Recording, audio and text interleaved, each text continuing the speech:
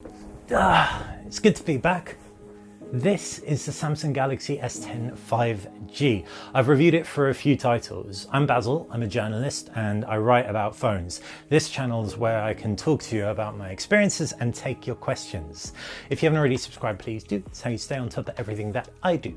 Back to this phone. The S10 5G is a true flagship. So many bells and whistles. The second you get it in your hand, you're just overwhelmed by that glorious screen. It's 6.7 plus inches of Quad HD plus dynamic AMOLED, and it looks stellar. The top right hand corner is where you've got the cutaway for the dual front camera, which I'll come on to in detail later. Down at the base you've got the USB Type-C. There's a 3.5mm headphone jack, so headphone fans rejoice. There are also stereo speakers on here, Dolby tuned, though when it gets really loud it can get a little bit pitchy. Phones like the Huawei P30 Pro, which are a little bit thicker, really do produce a rounder sound.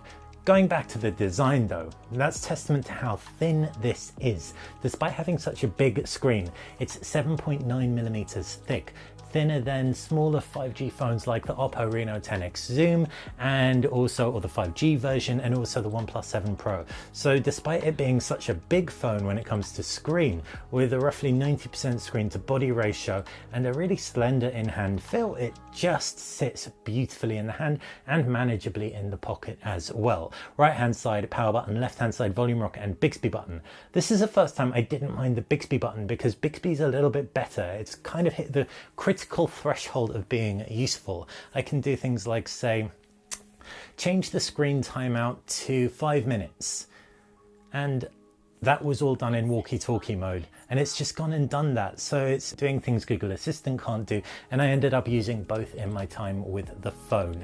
At the top you've got the SIM card slot, but there's no micro SD card slot, so it's not expandable storage. Minimum storage of 256 gigabytes on here though, so you should be sorted. And there's also a 512 gig version available as well. The design is really rich, glorious, curved back, Gorilla Glass 6 on the front as well, and the polished metal frame feels premium. As for the screen, sucks you in and keeps you there. Inky blacks, punchy colors, and if you jump into the settings you can ramp up the vibrancy and you can also change the white balance as well. So make an excellent screen, perfect for your eyes. Is it the best smartphone screen around right now? In terms of sheer quality, I think it is.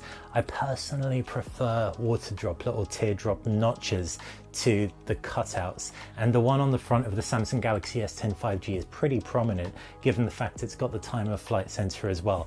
But having said that, the sheer display quality means I didn't mind it anywhere near as much as I would have if it was a more lackluster screen. As for the user interface, it runs with Samsung's One UI on top of Android 9, and this is really nicely stripped back. There isn't a huge amount of bloatware on here, or more to the point, it's optional bloatware. When you set this phone up, it asks you if you want to install things like Samsung Notes. You can choose to install Samsung's browser or leave it and just stick with Chrome. There are a few apps that are installed anyway, which are really handy, and there's the Galaxy Store, Samsung's App Store, which I could have done without, to be honest. Usability was really great. I found that the power under the hood was ample to keep my day-to-day operations running smoothly. Depending on what region you're in, that's going to dictate what kind of processor you've got. If you're in the US, you'll get a Snapdragon 855 processor. You are the lucky ones. It's always paired with 8 gigs of RAM. But if you're in the UK, you'll get the Exynos 9 A20. That's the version that other YouTubers found had worse battery performance, worse heat management, for example. And as a result, we found that this phone did get a little bit hot and the battery didn't necessarily last as long as we thought it might, given the fact it's a huge 4,500 milliamp cell, but still we managed to get a full day out of it just with moderate use. If you're a heavy user, prepare for a midday charge. It's got 25 watt fast charging on here, and you've also got wireless charging up to 15 watts, so fast wireless charging as well. As for the cameras, you've got 4 on the back and 2 on the front. The 4 on the back are the 3 that you find on the Samsung Galaxy S10 or the S10 Plus, but you've also got a time of flight camera. There's also a time of flight camera alongside the primary 10 megapixel front camera too. So time-of-flight cameras can detect depth more accurately than traditional cameras by firing out a beam and measuring the time it takes for that beam to reflect off the surface and return back to the sensor. It's cool, and as a result the front camera can do portrait mode video, blurring out the video background in real time and recording it as well. I found that while it didn't always look realistic, it always looked a bit special, and it had people that I was sending videos to asking, "How'd you do that, dude? I need to get my hands on this phone." So that was nice. It was a point of differentiation I was a little bit meh about until I actually used it. As for the sheer photo quality, it's decent. The Samsung Galaxy S10 range is in its entirety. It produces nice detailed shots from the primary 12 megapixel camera. It's got a variable aperture of f1.5 or f2.4 depending on the lighting, and there's a new night mode that produces a long exposure shot so you're able to see in the dark. Can you? You can better than you could before, but it's still not up to the Huawei P30 Pro or Google Pixel 3 or 3 XL, for example. Having said that, the combination of the ultra wide, the wide and the telephoto, with the latter two having optical image stabilization, works really well in photos. And I have to say, from a versatility point of view, I loved using this phone. When it came to video as well, the image stabilization was so good. It felt like I was shooting on a gimbal. So I really loved the camera experience with the S10 5G. Easily one of the best out there, and actually that front time of flight sensor was something that I did end up using even though I thought I wouldn't. The front camera is, I think, an f2.10 megapixel camera, and it performs decently, obviously, and you can use the front screen or the screen to create a front flash.